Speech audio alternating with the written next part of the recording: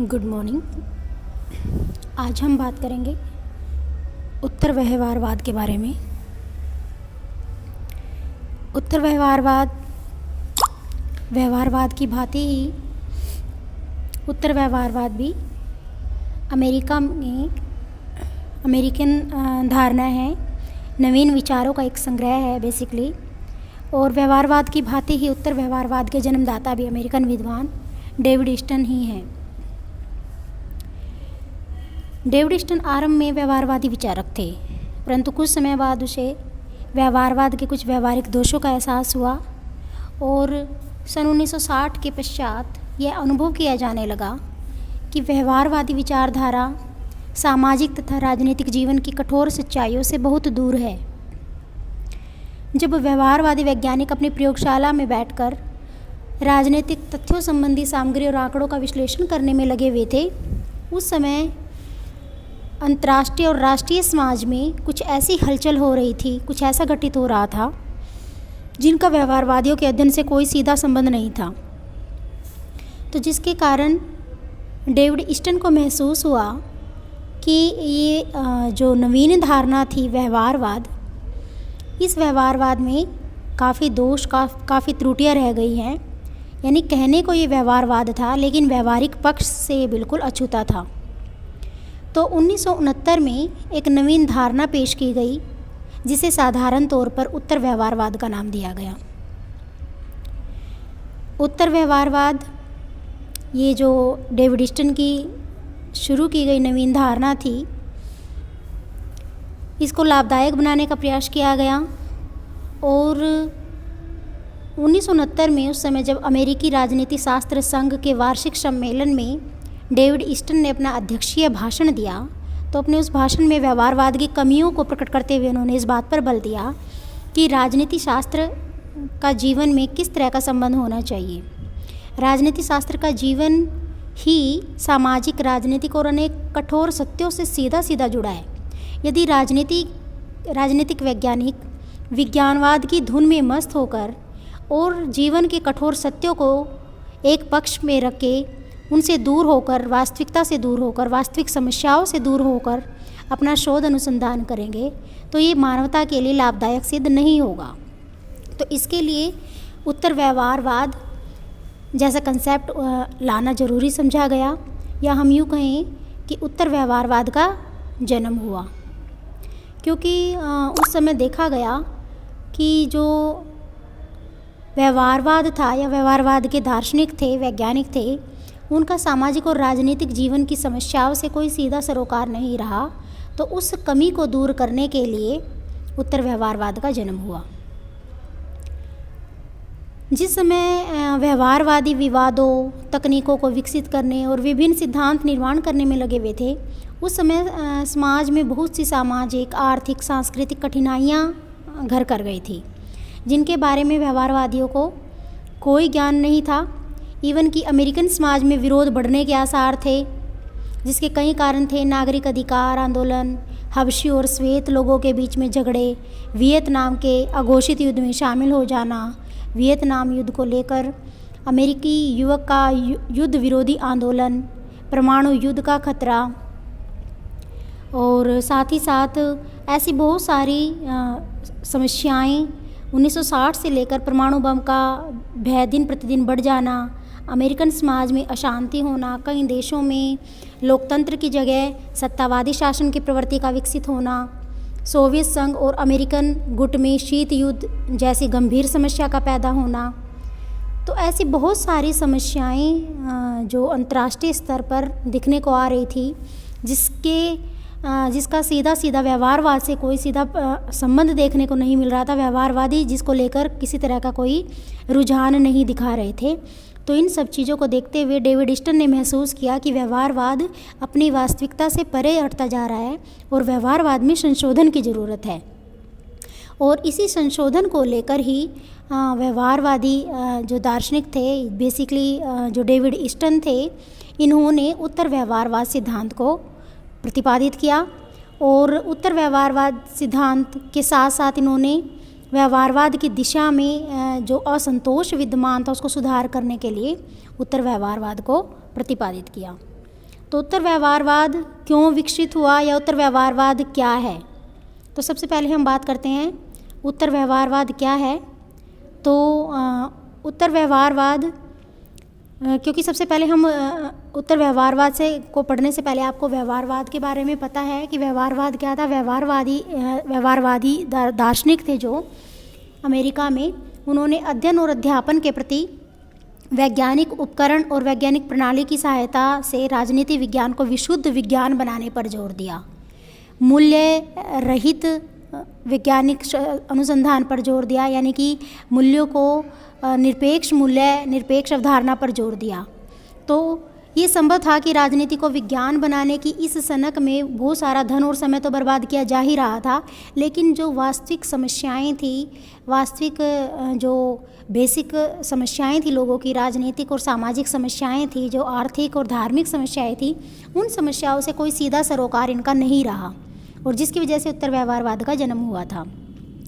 तो सबसे पहले 2-3 चीज़ क्लियर करनी जरूरी होंगी कि उत्तर व्यवहारवाद, पहली बात तो परंपरावाद की पुनरावृत्ति नहीं है। यानी कुछ लोगों का मानना है, कुछ आलोचकों का मानना है कि उत्तर व्यवहारवाद तो पुराने उसी परंपरावाद को दोहराने की कोशिश कर रहा है, जो परंपरावाद सबसे पहला सिद्धांत तुलनात्मक राजनीति में आया था। तो ऐसा नहीं है। हाँ, ये बात अलग है कि परंपरावाद की तरह ही उत्तर व्यवहारवाद में भी मूल्यों को महत्व दिया है, लेकिन इसका अर्थ ये नहीं है कि हम परंपरावाद की ही पुनरावृत्ति करने की कोशिश इसमें की जा रही है या हम कर रहे हैं। उत्तर व्यवहार एक तरह से व्यवहारवादी ही है, व्यवहारवादी आंदोलन ही है। इवन कि व्यवहारवाद में भी सुधार लाने वाला ये एक सुधारवादी आंदोलन है, क्योंकि जब व्यवहारवाद की कमियों को और त्रुटियों को देखा गया, उन त्रुटियों को दूर करने के लिए उत्तर व्यवहारवाद का आविर्भाव हुआ है, उत्तर व्यवहारवाद प्रतिपादित हुआ है। तो इसे और ज़्यादा व्यवहारवाद को और ज़्यादा आधुनिक और तर्क संगत बनाने के लिए उत्तर व्यवहारवाद आया है। तो उत्तर व्यवहारवाद को हम परंपरावाद की पुनरावृत्ति नहीं कह सकते। ठीक है। फिर दूसरा जो पॉइंट, मेन दूसरी जो बात है कि उत्तर व्यवहारवाद में ही एक सुधार है। बार बार यही चीज़ कि व्यवहारवाद का ही बदला हुआ रूप या व्यवहारवाद में ही सुधारवादी आंदोलन इसको कहा जाता है, क्योंकि डेविड ईस्टन ने भी सन 1969 में अमेरिकन पॉलिटिकल साइंस एसोसिएशन के अधिवेशन में ये बात क्लियर कही थी कि राजनीति शास्त्र में उत्तर व्यवहारवाद एक क्रांति के तौर पर आया है और ये एक सुधारवादी आंदोलन है, क्योंकि राजनीति वैज्ञानिकों को विषय में उचित और कार्यशील अनुसंधान करने के लिए कार्य का अनुरोध इसमें किया गया है। तो ये सिर्फ और सिर्फ उत्तर व्यवहारवाद की एक स्वाभाविक क्रांति है, प्रतिक्रिया नहीं है, यानी सुधार है, प्रति सुधार नहीं है। एक ऐसा आंदोलन है, एक ऐसी बौद्धिक प्रवृत्ति है जो व्यवहारवाद में हुई कमियों को, त्रुटियों को दूर करने के लिए ये आंदोलन के रूप में निकल कर आया है। बेसिकली जो उत्तर व्यवहारवाद है उसके 2 मुख्य स्तंभ है, 2 मुख्य कंसेप्ट को लेकर ये सिद्धांत प्रतिपादित हुआ है। वो है संबंधता और क्रिया, यानी इन 2 नारों के साथ उत्तर व्यवहारवाद निकल कर आया है, इन 2 स्तंभों को लेकर। संबंधता का मतलब कि जब देखा गया कि व्यवहारवादी दार्शनिक व्यवहारवाद के सिद्धांत को आगे बढ़ा रहे हैं और राजनीति शास्त्र को विज्ञान बनाने की धुन में इस कद्र मस्त हुए बैठे हैं कि उनको आम जनमानस की समस्याओं से कोई लेना देना नहीं है, सामाजिक राजनीतिक समस्याओं से कोई सीधा सरोकार उनका नहीं रहा है, और शोध और अनुसंधान तो कर रहे हैं, लेकिन उस शोध और अनुसंधान का फ़ायदा क्या है जब वो उनका सीधा संबंध आम जनमानस की समस्या से है ही नहीं। तो यानी सीधी सी बात कि व्यवहारवादी आंदोलन भटक गया था। ठीक है, साधन और साध्य के बीच का अंतर महसूस नहीं कर पा रहे थे। आंकड़ों पर आंकड़े तो इकट्ठे किए जा रहे थे, तकनीक पर तकनीक आजमाई जा रही थी, लेकिन उन तकनीक और उन आंकड़ों से, इकट्ठे किए हुए आंकड़ों से किसी समस्या का समाधान निकलता हुआ नज़र नहीं आ रहा था, किसी राजनीतिक और सामाजिक समस्याओं का समाधान निकलता हुआ नज़र नहीं आ रहा था। तो यानी तकनीकों पर ज़्यादा जोर दिया जाने लगा, जिसकी वजह से वो संबंधता नहीं रही, यानी कि रेलिवेशन नहीं रहा, रेलिवेट जो होना चाहिए वो चीज़ नहीं रही। किस तरह से समस्याओं के साथ अनुसंधान का सीधा संबंध होना चाहिए, संबंधता नहीं रही। तो इस चीज़ को महसूस किया गया और उत्तर व्यवहारवाद ने मेन इसी सिद्धांत पर जोर दिया कि संबंधता होनी ज़रूरी है। यानी डेविड ईस्टन ने इस चीज़ को क्लियर किया कि व्यवहारवादी जो दार्शनिक थे उनका एक नारा था, अस्पष्ट होने से गलत होना अच्छा है। लेकिन डेविड ईस्टन ने इस चीज़ को और क्लियर करने की कोशिश की उत्तर व्यवहारवाद के अंडर कि अप्रासंगिक निश्चितता होने से अस्पष्ट होना अधिक अच्छा है।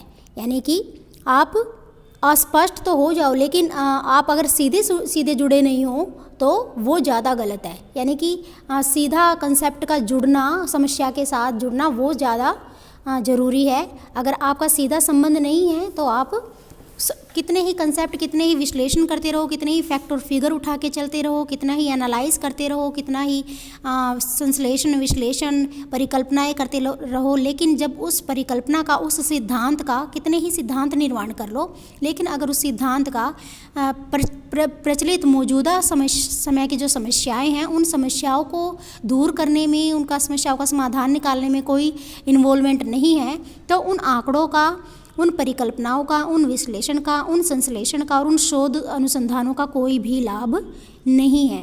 यानी आपका सीधा सीधा उस समस्या से संबंध होना जरूरी है, जो समस्या मौजूदा समय में व्याप्त है, तभी आप शोध और अनुसंधान को, अपने आप को सही मान सकते हो, तभी वास्तविकता इसी चीज़ में आपकी क्रियात्मक भूमिका में दिखाई देगी। दूसरा नारा क्रिया, यानी कि उत्तर व्यवहारवाद के ये दोनों स्तंभों में से एक है कि राजनीति की कठोर वास्तविकताएं, सिद्धांत निर्माण और समाज की वास्तविक परिस्थितियां, इन सब के साथ जुड़ना तो है ही, संबंधित तो होना ही है, लेकिन समाज में क्रियात्मक भूमिका का भी निर्वहन करना है।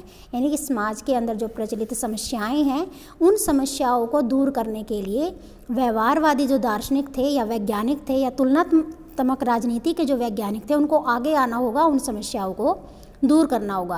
यानी कुल मिलाकर हम कहें तो ये एक नई क्रांति थी, या हम यूँ कहें कि एक बौद्धिक प्रवृत्ति की क्रांति थी, उत्तर व्यवहारवाद, जिसने राजनीति विज्ञान को नई दिशा प्रदान करने का प्रयास किया। तो उत्तर व्यवहारवाद के विकसित होने के क्या कारण थे? तो सबसे पहले उत्तर व्यवहारवाद, जैसे कि मैंने आपको बताया कि व्यवहारवाद में जो कमियां रह गई थी, उन कमियों को देखा गया, उनको महसूस किया गया और उन कमियों को दूर करने के लिए सुधारवादी आंदोलन के रूप में उत्तर व्यवहारवाद निकल कर आया। तो द फर्स्ट पॉइंट, व्यवहारवादी दृष्टिकोण का वास्तविक सत्यों से दूर होना।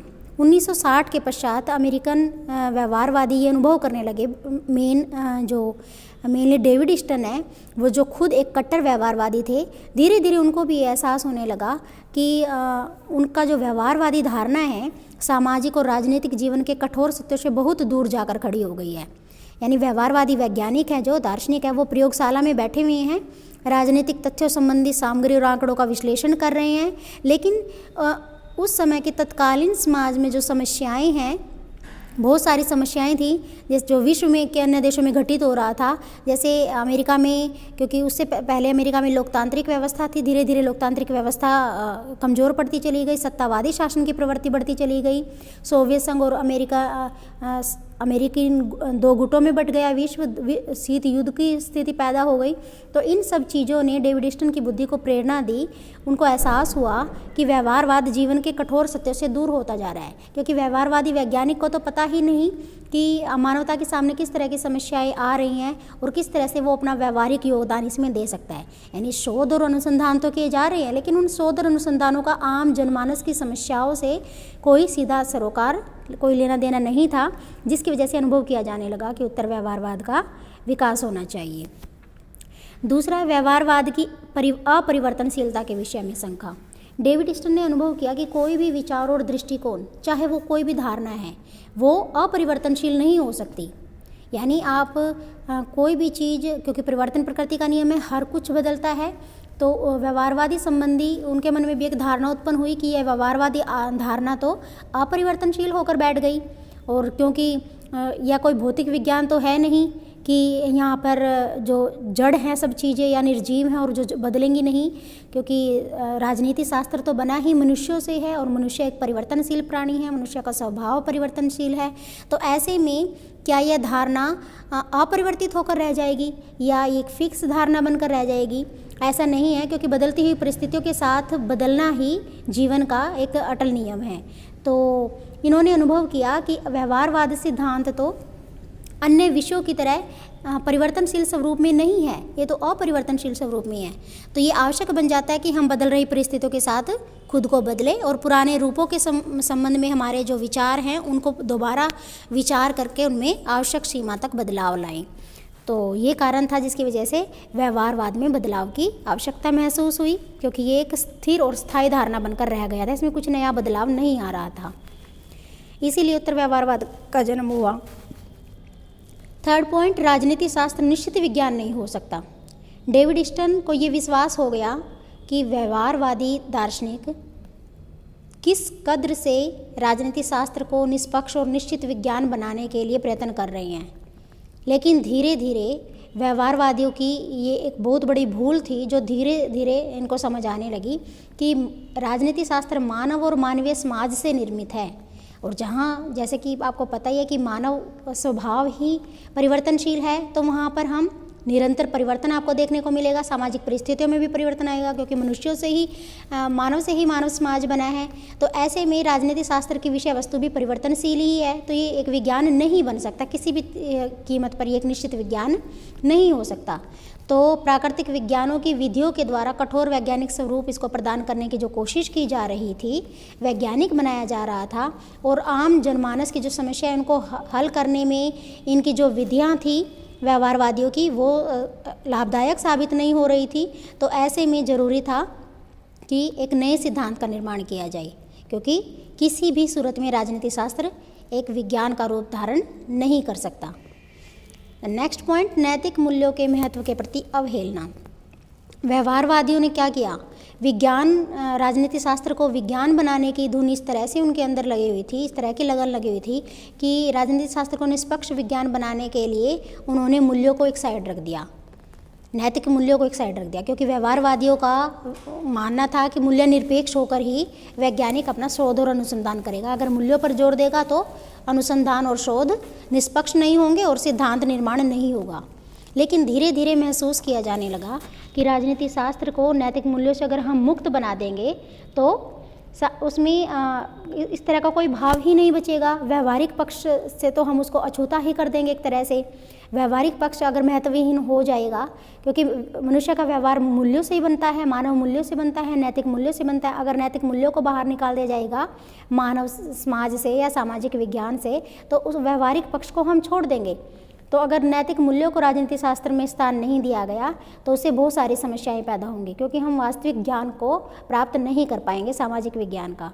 तो इसीलिए उत्तर व्यवहारवाद का जन्म हुआ, क्योंकि मूल्यों को मूल्य निरपेक्ष राजनीति पर जोर दिया जाने लगा। मूल्यों को एक साइड रख दिया गया, राजनीतिक विज्ञान से सामाजिक विज्ञान से नैतिक मूल्यों को मुक्त करने की कोशिश की गई, जिससे कि व्यवहारिक पक्ष की अवहेलना की गई। तकनीकी पर अत्यधिक बल।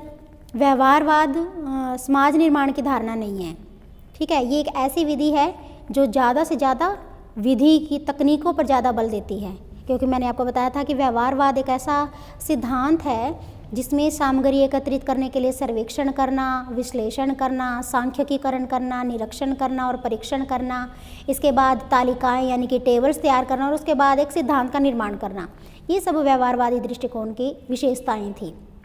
तो राजनीति शास्त्र के विषय वस्तु का अध्ययन करने के लिए हमने इन तकनीकों का तो प्रयोग किया, लेकिन इन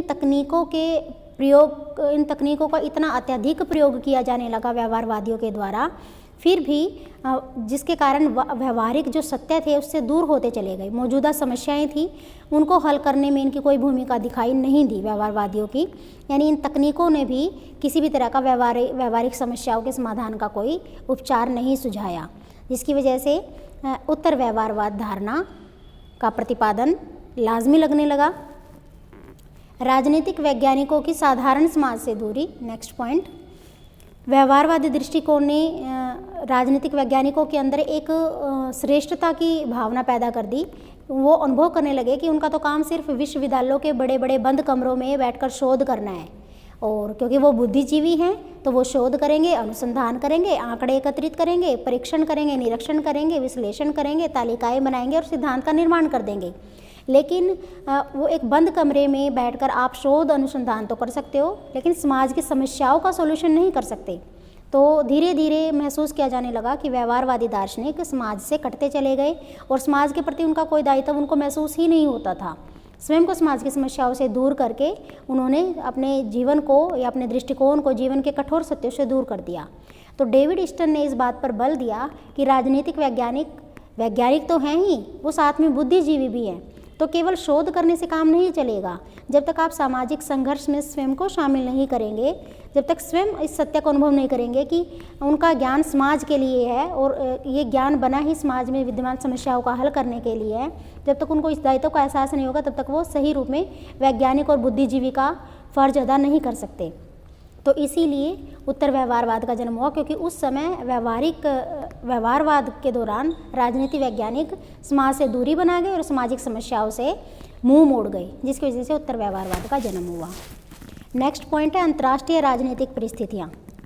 बहुत सारी अंतर्राष्ट्रीय स्तर पर ऐसी राजनीतिक परिस्थितियाँ आ गई, माहौल तनावपूर्ण बनता चला गया। 1960 का दशक हम देखें, अमेरिका और भूतपूर्व सोवियत संघ दो गुटों में बंट गए विश्व, और शीत युद्ध की स्थिति बढ़ती चली गई। इसके साथ शस्त्रों की दौड़ की गति तीव्र हो गई, हर कोई शस्त्र निर्माण करने के लिए प्रेरित होने लगा। अमेरिका हर संभव यत्न द्वारा साम्यवाद रोकने की प्रयास करने लगा, और वहीं दूसरी तरफ सोवियत संघ है जो वो अंतर्राष्ट्रीय क्षेत्र में अमेरिका की चौधराहट को कम करने के लिए प्रयत्न करने लगा।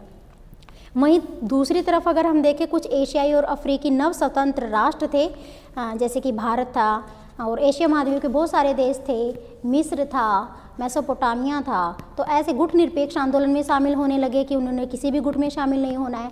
तो इस अंतर्राष्ट्रीय स्थिति ने भी कुछ ऐसा एहसास दिलाया कि व्यवहारवाद सही अपनी महत्व को खोता जा रहा है, और व्यवहारवाद में कुछ भी ऐसा नहीं बचा जो अंतर्राष्ट्रीय स्थिति के खतरों को भांप सके। यानी कि व्यवहारवादियों ने या परंपरावादियों ने तो कोई भी ऐसी भविष्यवाणी की ही नहीं थी जो अंतर्राष्ट्रीय स्तर पर दिखने को मिल रही है। तो ऐसे में ये व्यवहारवाद भी एक सही सिद्धांत साबित नहीं हुआ, और जिसकी वजह से उत्तर व्यवहारवाद का आविर्भाव हुआ। ठीक है, नेक्स्ट पॉइंट, उत्तर व्यवहारवाद की विशेषताएं। अब उत्तर व्यवहारवाद है क्या? जब हम उत्तर व्यवहारवाद बार बार पढ़े जा रहे हैं कि उत्तर व्यवहारवाद का जन्म हुआ, तो उत्तर व्यवहारवाद क्या सिद्धांत है? उत्तर व्यवहारवाद के प्रतिपादक डेविड ईस्टन ने 7 सिद्धांत प्रस्तुत किए, और ये बात क्लियर कि उत्तर व्यवहारवाद एक ऐसा सिद्धांत है 1960 के दशक का या 1969 के दशक का प्रतिपादित सिद्धांत डेविड ईस्टन के द्वारा, जो मुख्यतः सुधारवादी आंदोलन था, जिसको हम सुधारवादी आंदोलन कह सकते हैं, क्योंकि व्यवहारवाद में ही कुछ जो कमियां रह गई थी, त्रुटियां रह गई थी, उन त्रुटियों को दूर करने के लिए कुछ नया उसमें ऐड करके बेसिकली उसको सुधारवाद आंदोलन का नाम दिया जाता है। तो उत्तर व्यवहारवाद के प्रतिपादक डेविड ईस्टन ने 7 सिद्धांत प्रस्तुत किए हैं जो उत्तर व्यवहारवाद के मुख्य सिद्धांत माने जाते हैं, और इन सिद्धांतों को सामूहिक रूप से संबंधता की धारणा, क्रेडो ऑफ रेलिवेंस के नाम से जाना जाता है। इन 7 विशेषताएं कौन कौन सी है उत्तर व्यवहारवाद की? सबसे पहले, अध्ययन का कोई विशेष उद्देश्य होना चाहिए।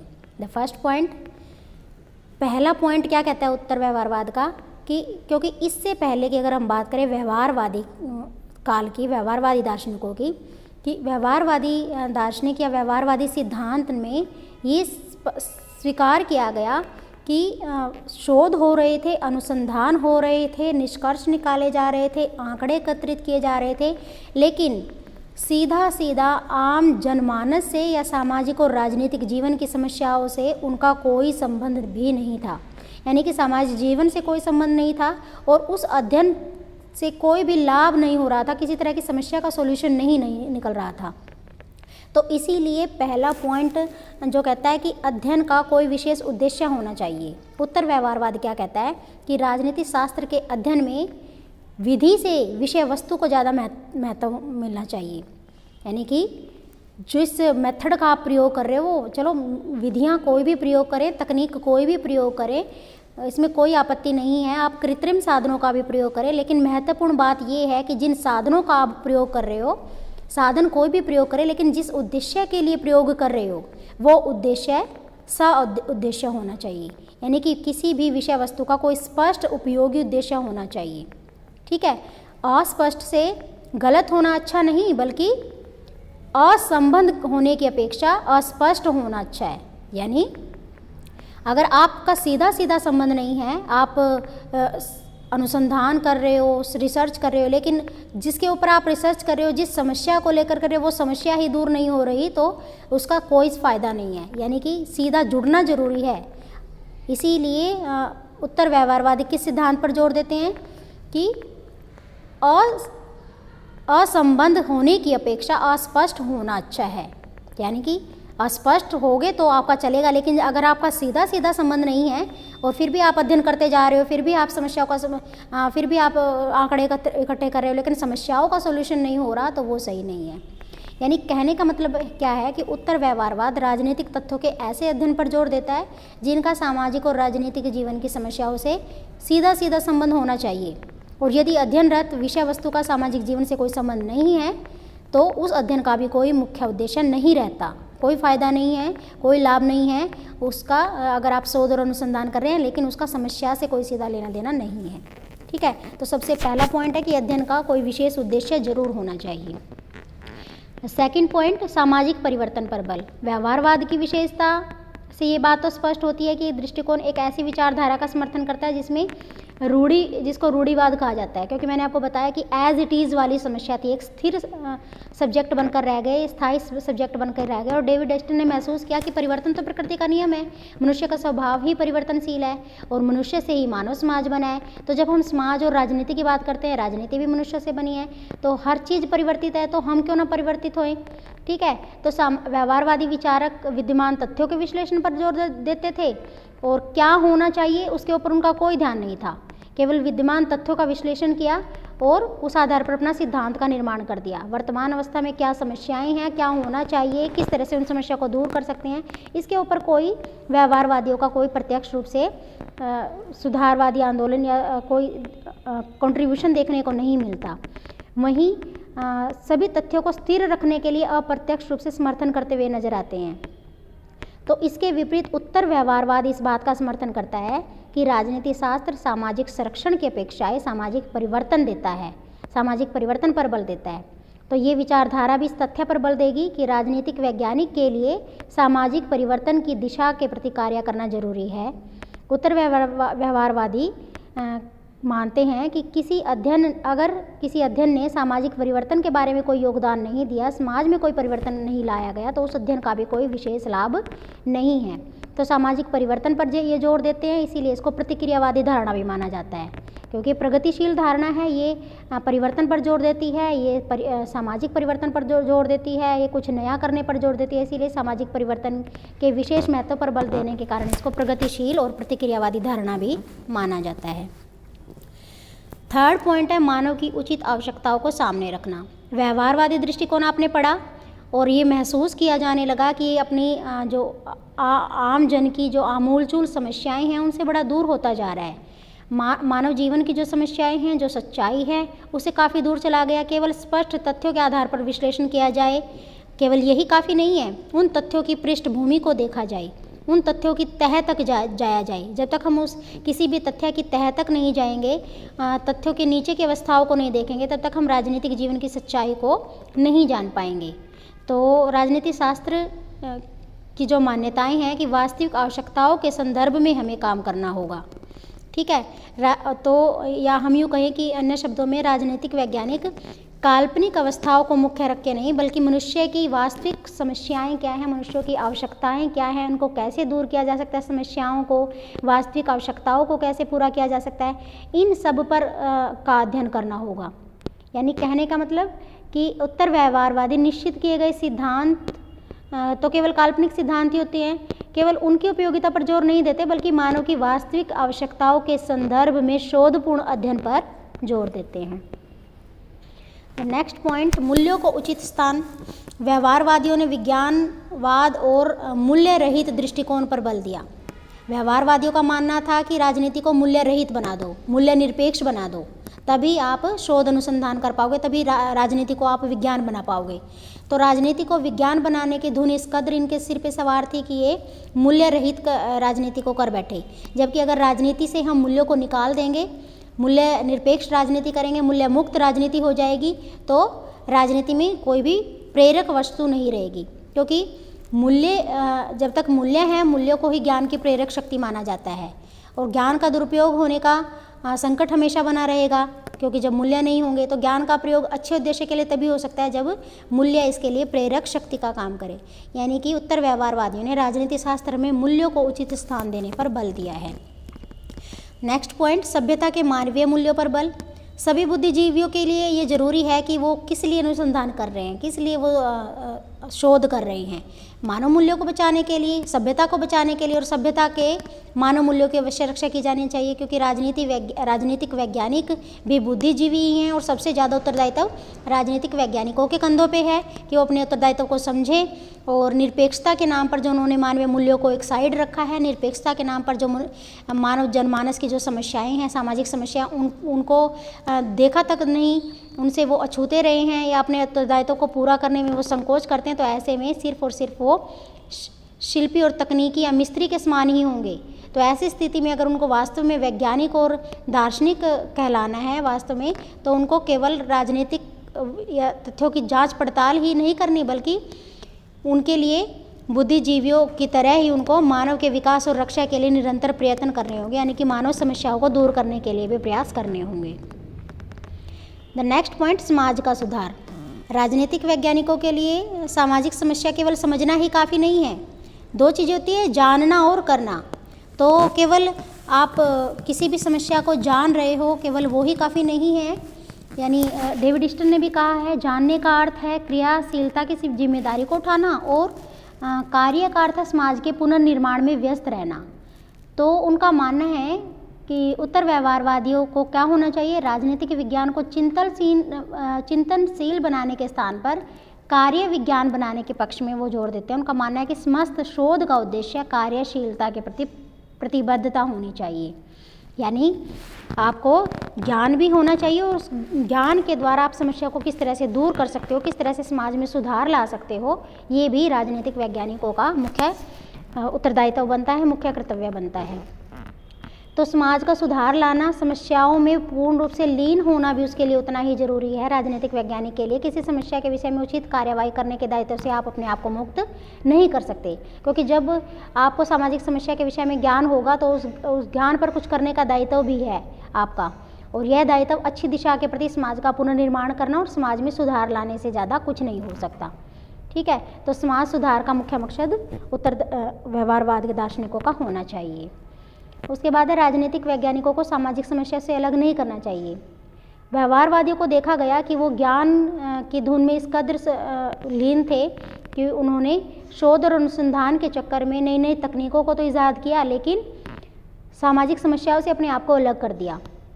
वैज्ञानिकों तो उत्तर व्यवहारवादी क्या कहते हैं कि राजनीतिक वैज्ञानिकों को समुदाय और संघों का राजनीतिकरण कर देना चाहिए, यानी समाज के कुछ निश्चित उद्देश्यों को प्राप्त करने के लिए, समाज की समस्याओं को दूर करने के लिए बुद्धिजीवियों को का दायित्व बनता है कि ऐसे संगठन बनाएं जिसमें विश्वविद्यालय भी शामिल हो, सामूहिक रूप से वो संघर्ष करें, तकनीकी दक्षता के साथ साथ वो राजनीतिक रूप से समाज की जो व्यवहारिक समस्याएँ हैं उनको दूर करने के लिए आगे आएँ।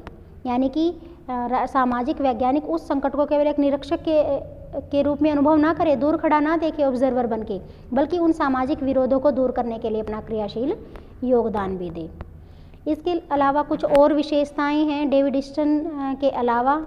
डेविड ईस्टन ने जो 7 विशेषताएं दर्शाई हैं ये उत्तर व्यवहारवाद की, इसके अलावा भी कुछ विशेषताएं मानी जाती है इसकी कि सबसे पहले उत्तर व्यवहारवाद, वो जैसे मैंने आपको बताया कि परंपरावादी दृष्टिकोण नहीं कहा जा सकता। कुछ लोगों का मानना है कि ये परंपरावादी है, बट ये परंपरावादी नहीं है, बल्कि ये तो व्यवहारवाद की ही एक सुधारवादी धारणा है। व्यवहारवाद में जो कमियाँ रह गई थी उनको दूर करने के लिए की गई कोशिश है। व्यवहारवाद का खंडन भी नहीं है। कुछ लोग कहते हैं कि उत्तर व्यवहारवाद, तो नाम से स्पष्ट है कि व्यवहारवाद का खंडन है, लेकिन ऐसा नहीं है। अगर व्यवहारवाद का खंडन होता तो इसके नाम में भी उत्तर व्यवहारवाद ना आता। इट मीन्स कि व्यवहारवाद जैसे मूल्यों को कोई मान्यता नहीं देता, वहीं उत्तर व्यवहारवाद ने मूल्यों पर जोर दिया है। तो यानी जो कुछ कमियां रह गई थी उन कमियों को दूर करके इसमें सुधार करने की कोशिश की गई है उत्तर व्यवहारवाद में। सुधारवादी आंदोलन, उत्तर व्यवहारवाद को वास्तव में व्यवहारवाद का ही सुधरा हुआ रूप कहा जाता है, क्योंकि दोनों का आविष्कारकर्ता प्रसिद्ध व्यवहारवादी डेविड ईस्टन ही हैं, उत्तर व्यवहारवाद के भी और व्यवहारवाद के भी। तो जहाँ डेविड ईस्टन को कमियां महसूस हुई व्यवहारवादी आंदोलन में, वहीं इन्होंने इन कमियों को दूर करने के लिए उत्तर व्यवहारवाद आंदोलन का प्रतिपादन किया। विज्ञानवाद की धुन का संतुलन, जब देखा गया कि व्यवहारवादी तो विज्ञान, राजनीति को विज्ञान बनाने की धुन में लगे हुए हैं, शुद्ध विज्ञान बनाने का प्रयत्न कर रहे हैं, जिसकी वजह से उन्होंने राजनीति शास्त्र को मूल्यों से ही मुक्त कर दिया। तो ऐसे में वैज्ञानिक विधियों के साथ साथ तथ्यों का विश्लेषण करने पर तो जोर दो, साथ में आप मूल्यों को भी मान्यता दो, यानी कि विज्ञान और मूल्य दोनों का संतुलन बनाने का प्रयास करने की कोशिश उत्तर व्यवहारवादियों के द्वारा की गई तो इसे विज्ञानवाद की धुन के संतुलीकरण के का प्रतीक के रूप में भी माना जाता है। तो उत्तर व्यवहारवाद का मूल्यांकन हम करते हैं, मूल्यांकन इवैल्यूएशन। तो ये किस तरह की धारणाएं हैं? हमेशा किसी भी धारणा का, किसी भी सिद्धांत का मूल्यांकन दो तरीकों से होता है, दो पक्षों से होता है। एक आलोचनात्मक मूल्यांकन यानी कि नेगेटिवली, और एक पॉजिटिवली मूल्यांकन जिसको हम महत्व के तौर पर देखते हैं। तो सबसे पहले निश्चित तौर पर हम ये तो मानते हैं कि उत्तर व्यवहारवाद आंदोलन एक सुधारवादी आंदोलन था, लेकिन इसके बावजूद भी आलोचकों ने इसकी आलोचना की है। तो पहली आलोचना की एक स्वतंत्र दृष्टिकोण नहीं है। कुछ लोगों का मानना है कि उत्तर व्यवहारवाद का जन्मदाता भी डेविड ह्यूस्टन है और व्यवहारवाद का जन्मदाता भी डेविड ह्यूस्टन है। तो ये एक स्वतंत्र दृष्टिकोण नहीं है, कोई नया अनुभव नहीं है, इसमें सिर्फ सुधार करने के प्रयास किए गए हैं व्यवहारवाद में, और इसीलिए ये स्वतंत्र दृष्टिकोण नहीं बन पाया है। दूसरा, विस्तृत पुष्टि का अभाव। डेविड ह्यूस्टन को उत्तर व्यवहारवाद का प्रतिपादक माना जाता है। उसके विचार चाहे व्यवहारवाद में सुधार करने के ही रहे हैं, लेकिन उसके कुछ समकालीन व्यवहारवादियों ने उत्तर व्यवहारवाद का समर्थन नहीं किया। कुछ लोगों ने तो फिर भी व्यवहारवाद को ही व्यापक समर्थन दिया। तो कुछ आलोचकों का मानना है कि उत्तर व्यवहारवाद एक इतना लोकप्रिय और इतना व्यापक दृष्टिकोण नहीं बन पाया जितना व्यापक दृष्टिकोण व्यवहारवाद था। थर्ड है संस्थाओं के अध्ययन पर कम बल। व्यवहारवाद की तरह उत्तर व्यवहारवाद ने भी संस्थाओं के अध्ययन के महत्व को स्वीकार नहीं किया, क्योंकि जब आप परंपरागत अध्ययन पढ़ते हो, परंपरागत अध्ययन तुलनात्मक राजनीति का सबसे पुराना अध्ययन का दृष्टिकोण था। उस दृष्टिकोण ने संस्थाओं के निर्माणकारी और सैद्धांतिक पक्ष के अध्ययन पर बल दिया, परंतु उत्तर व्यवहारवाद ने संस्थाओं के अध्ययन की महत्वता को स्वीकार नहीं किया, इसकी अनदेखी की है। तो आलोचकों का मानना है कि जब तक आप संस्थाओं का अध्ययन नहीं करोगे, बहुमुखी अध्ययन नहीं करोगे, तो संस्थाओं के अध्ययन के बिना आप वास्तविक कार्यशैली को नहीं पढ़ सकते, वास्तविक कार्यशैली को नहीं समझ सकते। यानी कि राजनीति को आप नहीं समझ सकते जब तक राजनीति के अंदर जो संस्थाएं हैं उनको आप स्टडी नहीं करोगे। तो उत्तर व्यवहारवादियों की इस आधार पर भी आलोचना की जा रही है कि संस्थाओं के अध्ययन पर इन्होंने भी बल नहीं दिया। फोर्थ है बुद्धिजीवियों के समुदाय के राजनीतिकरण का विचार उचित नहीं। डेविड ह्यूस्टन ने क्या कहा कि केवल बंद कमरों में, विश्वविद्यालय के बंद कमरों में बैठकर आप शोध अनुसंधान करो और आम जनजीवन की समस्याओं से आपका कोई लेना देना ना हो, ऐसा नहीं होता, बल्कि चाहिए बुद्धिजीवियों को कि वो संघ बनाएं, उन संघ में विश्वविद्यालय के सदस्यों को भी शामिल करें, विश्वविद्यालय के लोग भी, बच्चे भी शामिल हो, और वो संघ केवल शैक्षणिक शोध तक सीमित ना रहकर बल्कि समस्याओं का वास्तविक विश्लेषण करें, विश्लेषण करके उन समस्याओं का हल भी निकालें, और उनका हल निकालने के लिए बुद्धिजीवियों का जो समुदाय है उस समुदाय को खुद आगे आना चाहिए, यानी कि खुद राजनीति का केंद्र बिंदु बन जाना चाहिए। तो कहीं ना कहीं आलोचक कहते हैं कि इसका शैक्षणिक बुद्धिजीवी हैं, जो स्कॉलर्स हैं, विश्वविद्यालय में काम कर रहे हैं, उनके पढ़ाई पर, उनकी एकेडमिक एक्टिविटीज़ पर बुरा प्रभाव पड़ेगा, क्योंकि वो राजनीति का केंद्र बन जाएंगे, वो पॉलिटिक्स में चले जाएंगे, और इससे विश्वविद्यालय भी राजनीति का अखाड़ा बन जाएगा, जो सही नहीं है। क्योंकि समस्याओं का समाधान करने का काम समाज के दूसरे वर्ग का है, और बुद्धिजीवी वर्ग का काम तो सिर्फ शोध और अनुसंधान करके समस्याओं को आगे रखना है। तो इन सब कमियों के होते हुए भी एक पॉजिटिवली जो हम इवैल्यूएशन करते हैं, कुछ महत्व भी है व्यवहारवाद के, उत्तर व्यवहारवाद सिद्धांत के। तो द फर्स्ट पॉइंट, मूल्यों को उचित मान्यता। राजनीति शास्त्र एक ऐसा सामाजिक विज्ञान है जहाँ पर हम मूल्यों को एक साइड नहीं रख सकते। अगर मूल्य मुक्त कर देंगे तो सामाजिक विज्ञान में जो लोगों का नैतिक और सांस्कृतिक विकास है वो केवल और केवल मूल्यों के कारण है। अगर हम मूल्यों को ही एक साइड कर देंगे तो मनुष्य का विकास कैसे होगा, और लोगों का विकास नहीं होगा तो राजनीति शास्त्र का विकास कैसे होगा। तो मूल्यों को उचित स्थान देने का प्रयास किया है उत्तर व्यवहारवाद ने, क्योंकि व्यवहारवाद ने तो वो भूल की थी जिसमें उन्होंने मूल्यों को निरपेक्ष बना दिया था। तो उत्तर व्यवहारवाद के कारण ही राजनीति शास्त्र में मूल्यों को दोबारा से वही महत्व प्राप्त हो पाया है, वही दिशा प्राप्त हो पाई है। द सेकंड महत्व है इसका, राजनीति शास्त्र को व्यवहारिक विज्ञान बनाने का प्रयत्न। व्यवहारवादियों ने केवल विशुद्ध विज्ञान बनाने पर जोर दिया, यानी जीवन की, सामाजिक जीवन के जो कठोर सत्य थे, जो समस्याएं थी, उनसे उनका कोई सीधा संबंध नहीं था। केवल शोध पर बल दिया जा रहा था, केवल तकनीकों पर बल दिया जा रहा था, जिसका समाज से कोई सीधा, व्यवहारिक समाज को ना कोई लाभ पहुंच रहा था, ना कोई समाज से सीधा कोई लेना देना था। तो उत्तर व्यवहारवाद ही एक ऐसा सिद्धांत है जिसने इस बात पर जोर दिया कि राजनीतिक शोध विद्यमान स्थिति को कायम रखने के लिए नहीं है कि आप एज इट इज छोड़ दो, बल्कि सामाजिक परिवर्तन लाने के उद्देश्य से किया जाना चाहिए। उत्तर व्यवहारवाद ने ही इस बात पर बल दिया कि मानव जीवन की मूलभूत जो समस्याएं हैं, मूलभूत जो आवश्यकताएं हैं, उनको ध्यान में रखकर शोध किया जाना चाहिए। तो राजनीति शास्त्र को सही रूप में व्यवहारिक विज्ञान बनाने के ऊपर जो जोर दिया वो उत्तर व्यवहारवाद के कारण ही संभव हो पाया है। तो थर्ड पॉइंट इसका जो महत्व है, संबंधता की धारणा एक उपयोगी धारणा। उत्तर व्यवहारवाद ने संबंधता की धारणा दी है। डेविड स्टन ने इस बात पर सबसे ज़्यादा जोर दिया कि प्रत्येक अध्ययन, प्रत्येक शोध राजनीति शास्त्र में जो हो रहा है, जब तक सामाजिक समस्याओं से उसका सीधा संबंध नहीं है तब तक उस शोध का, उस अनुसंधान का कोई भी फायदा नहीं है। तो इसीलिए उन्होंने कहा कि बुद्धिजीवियों को चाहिए कि सामाजिक समस्याओं को केवल समझने का प्रयत्न ना करें, बल्कि स्वयं उन समस्याओं को का योग्य हल खोजने के लिए भी यत्नशील रहे, यानी कि उन समस्याओं को दूर करने के लिए भी आगे आए।